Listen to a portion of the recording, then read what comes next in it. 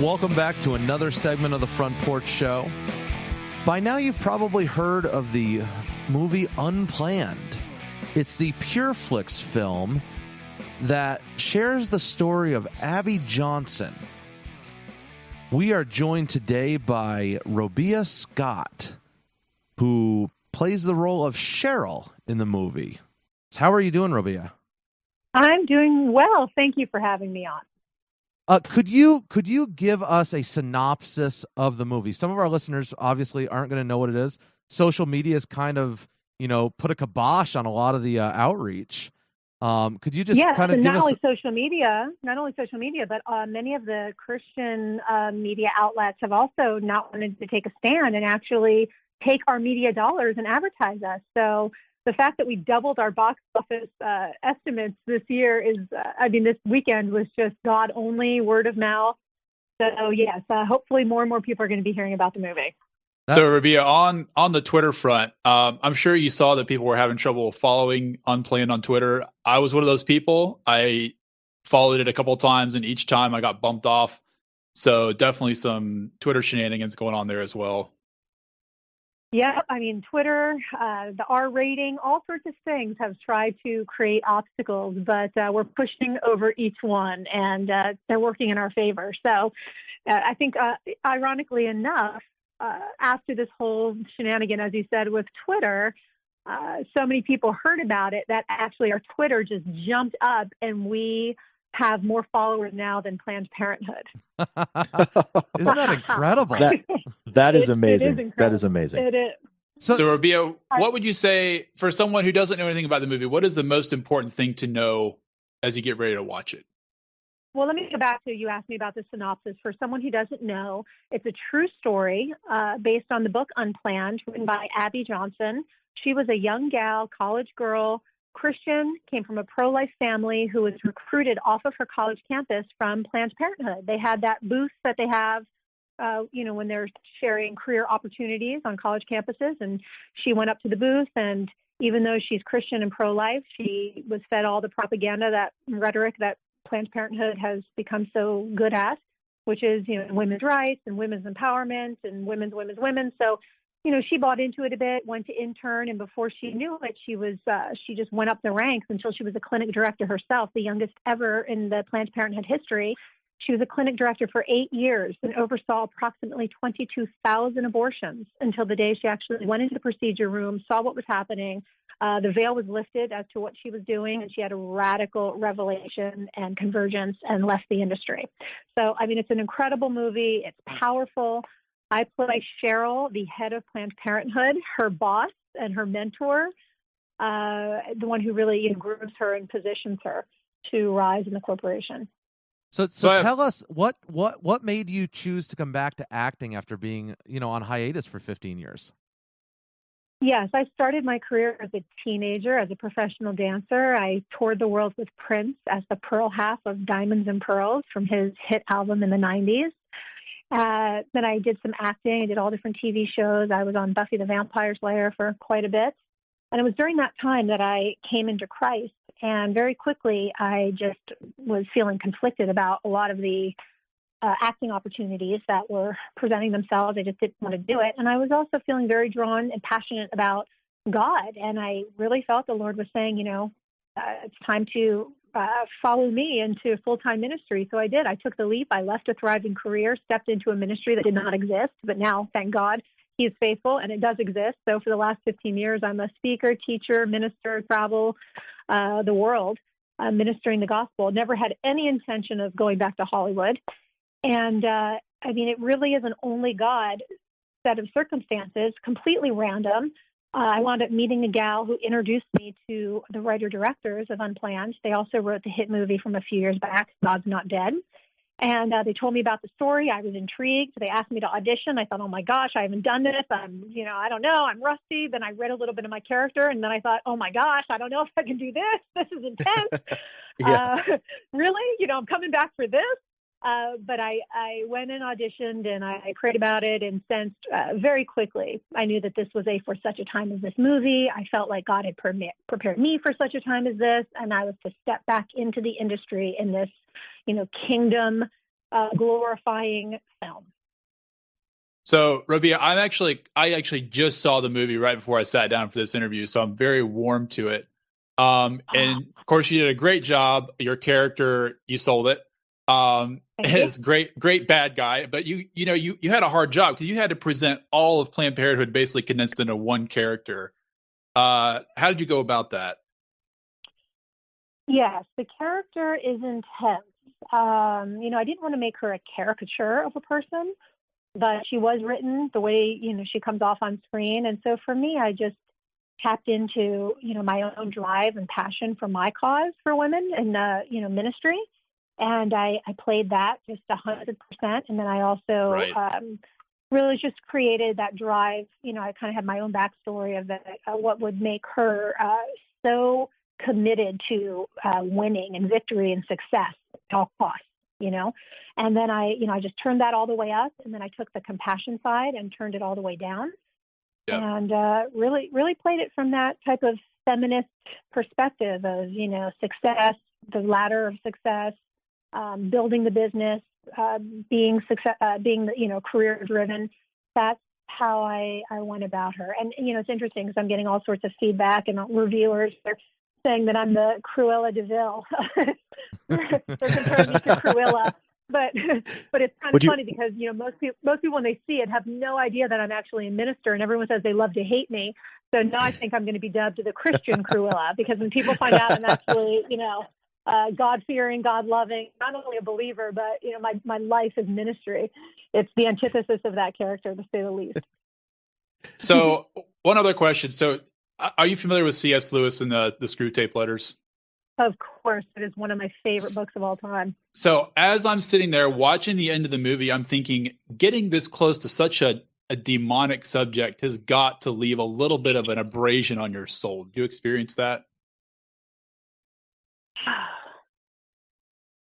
I didn't actually. I didn't feel like I was embodying, this evil. I didn't experience that. I definitely would say we felt a lot of warfare on the set because we all knew we were doing something bigger than us, and that there was a resistance, in the spiritual realm for us to bring this project to fruition.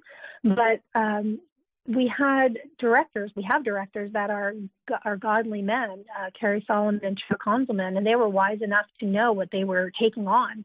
And so we had an actual paid prayer department on the film. Wow. So we had men and women, a group. Yeah, it was a tremendous. People that don't understand how filmmaking works, you have all different departments. You have a hair and makeup department that gets you ready. You have a wardrobe department that dresses you.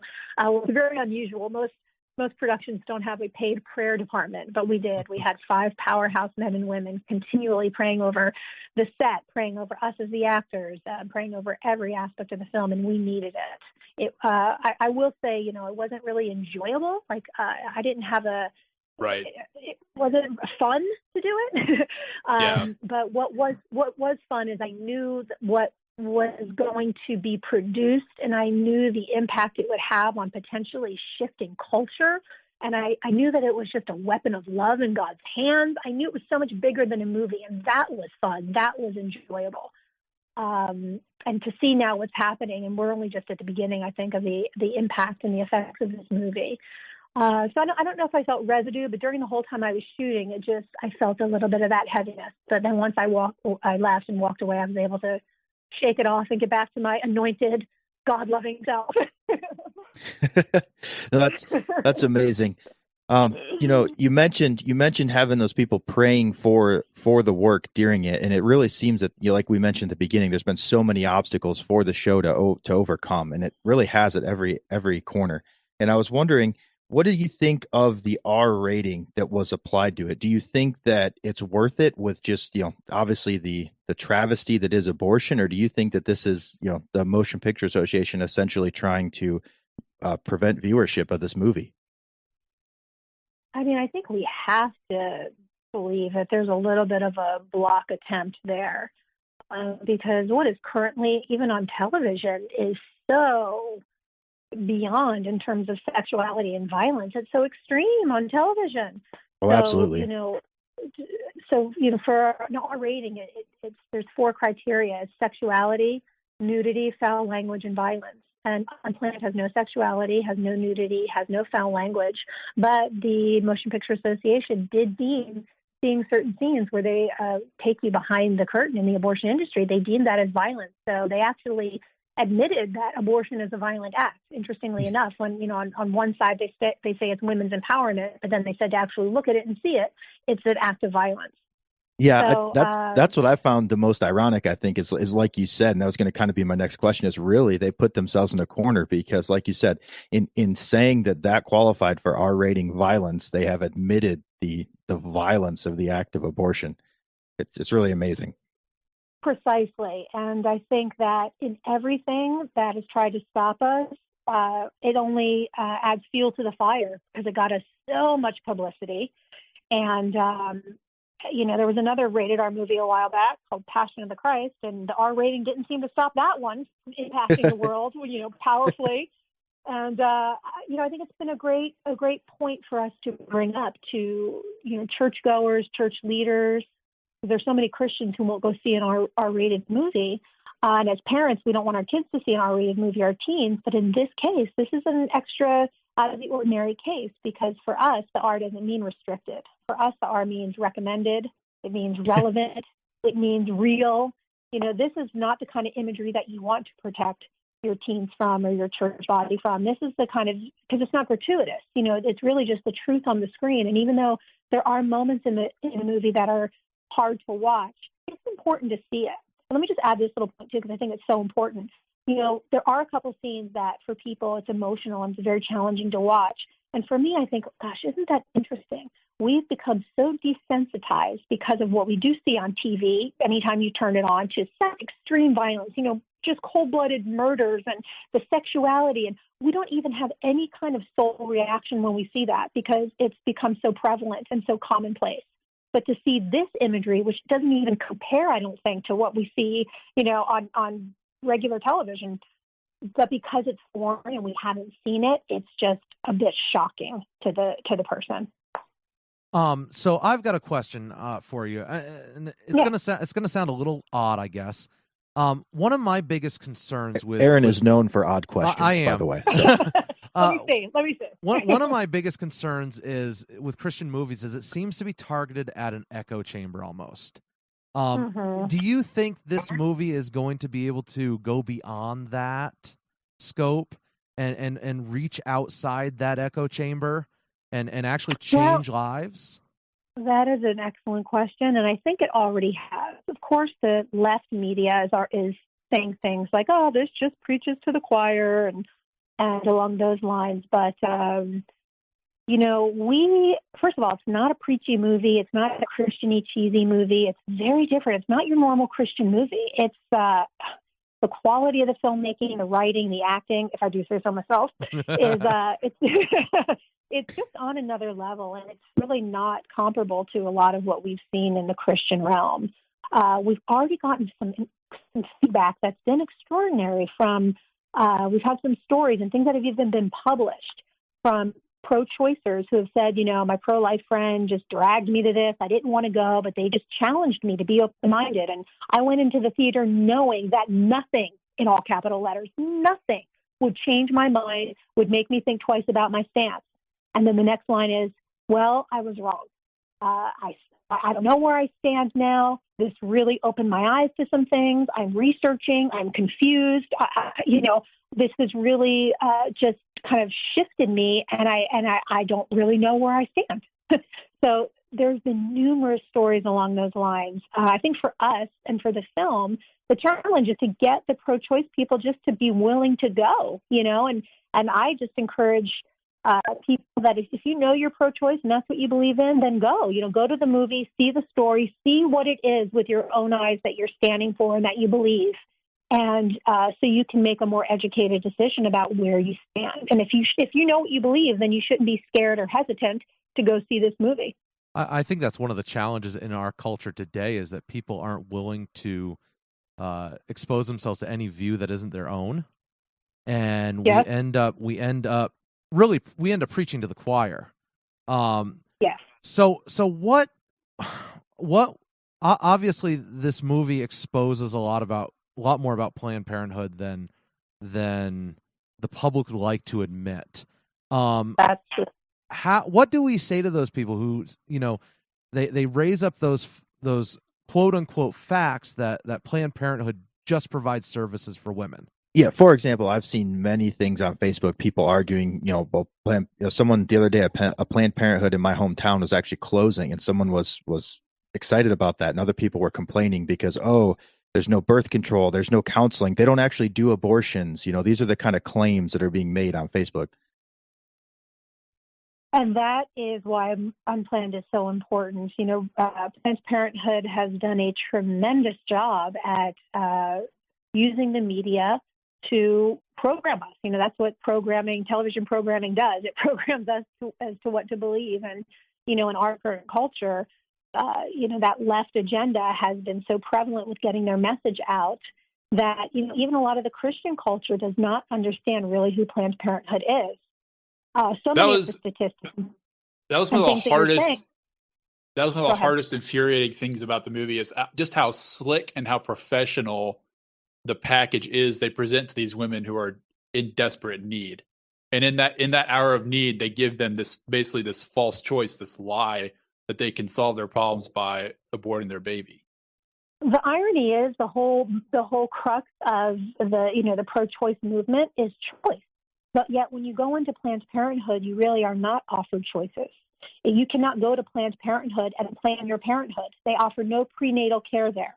So if you know that you're going in and you want to have your baby, there's nothing that can really happen for you at Planned Parenthood. When you go there, they don't offer you adoption. They don't lay your choices before you. When you go into Planned Parenthood, it's very purposeful.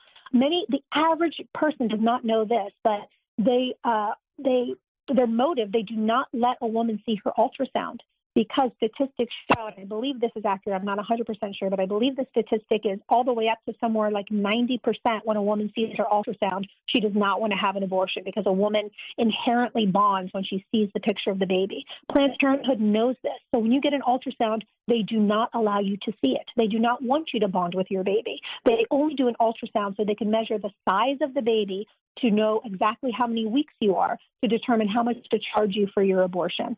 They do not do mammograms. They do not do pap smears. They do not do health care.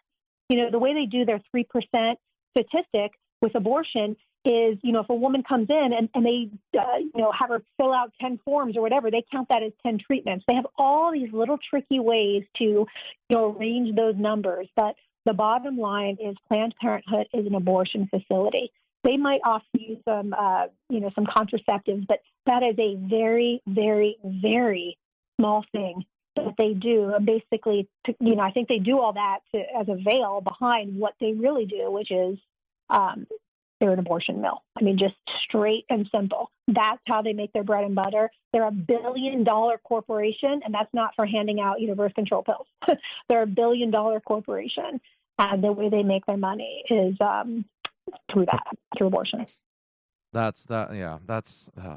It makes me sick just talking about it. I know. I can't even I'm getting just frustrated sitting here in my seat. Aaron and I are both fathers of two. I have one little boy that's about 2.5 months old.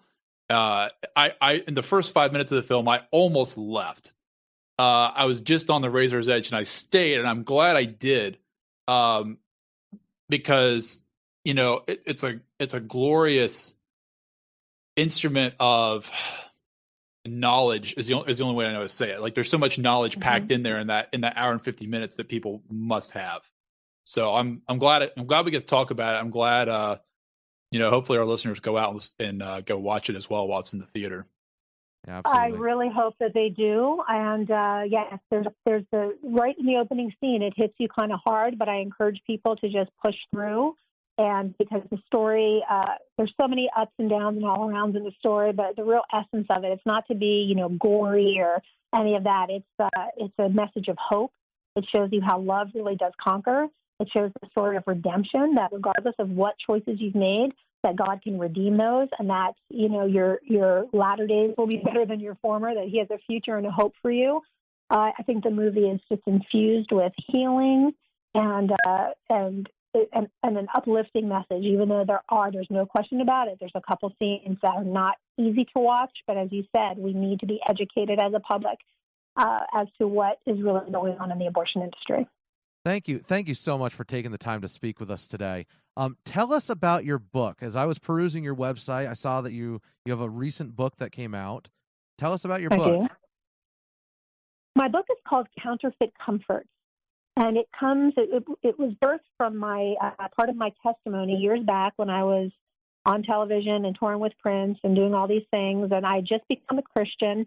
And I was really struggling with the area of food and body image issues and even a little bit of eating disorders.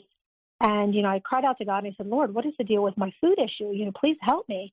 And right away, the Spirit of God started speaking to me in my spirit. And he showed me that food wasn't really my problem. Food was really just a fruit of an unhealthy root. And that I was using food as a counterfeit to comfort myself. And if I would learn how to press into God in a different way, he would teach me how to transfer the dependence from the counterfeit to the true comforter.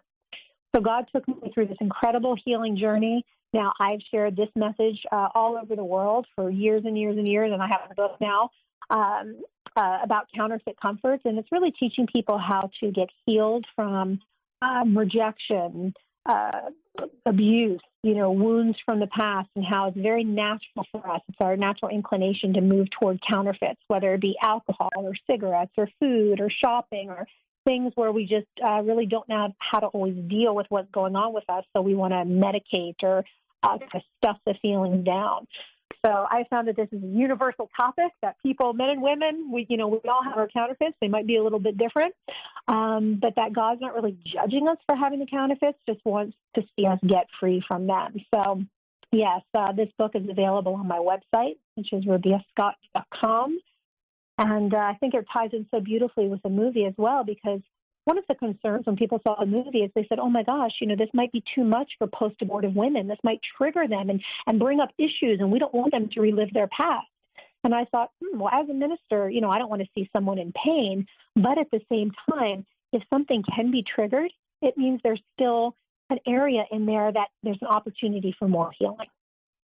Absolutely. So, Absolutely. I think it's actually a beautiful opportunity that if this stuff comes up, you don't want to stuff it down, you don't want to drink it down, or you put food on it. You don't want to try to avoid dealing with what's in there. If there's something in there and this movie is going to trigger it, then that's a beautiful opportunity for God to come in and do another layer of healing, another level of releasing guilt, shame, regret, so that people can really receive the forgiveness, receive the healing, and move forward unencumbered.